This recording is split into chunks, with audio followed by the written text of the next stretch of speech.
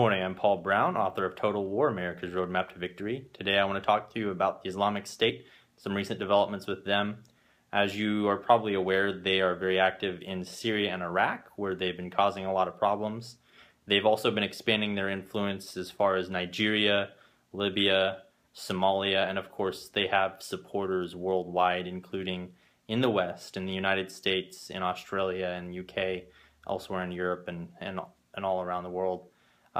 More recently, we have increased our involvement in the fight in Tikrit. You may have heard that the Iraqi army has been trying to take Tikrit from the Islamic State. This fight has been going on for a couple week or two now, and furthermore, the Islamic State is taking the fight to us, at least they've threatened about 100 U.S. servicemen by name and address here in the United States, and their intent is to intimidate and hopefully for them, they're hoping to inspire people that are already here to take up arms against U.S. servicemen.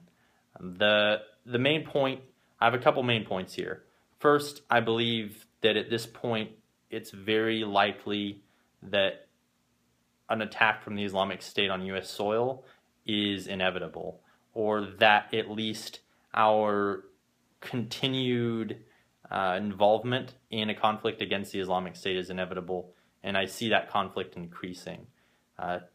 As a result of that, it brings me to my second point.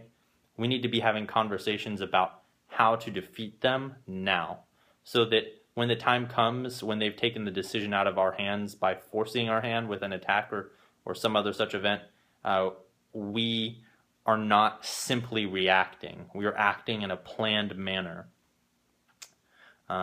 Ultimately, what I want to avoid is making the same mistakes we made in Iraq and Afghanistan.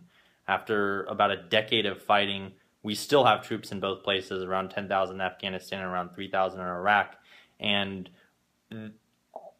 all indications point towards us not walking from those conflicts victoriously. The Taliban has a very strong foothold in Afghanistan, and as you know, the Islamic State has a very strong foothold in Iraq and Syria. And if we are to fight them again, it will be a very tough uphill battle, which is why we're going to have to commit to winning before any other diplomatic or otherwise humanitarian goals are reached. We have to defeat our enemy on the ground. So that's why we need to put total war on the table. That's why we need to have these discussions now. If you want to learn more about that, read my book, Total War, America's Roadmap to Victory. Otherwise, just have these discussions with people and understand that this is not about a desire for more war or a desire for more brutal war. This is purely based on a desire to win the wars we get involved in, and ideally over time to lower the number of conflicts we have to go into because we win them once and for all. You look at, we went into Iraq in 1991. We went back 12 years later, and again, we're 12 years after that, nearly 12 years after that, and we're looking at going in again.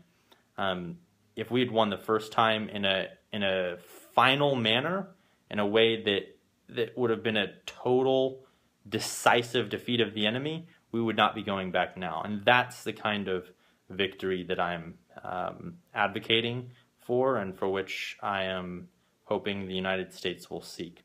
That's all. Have a good one.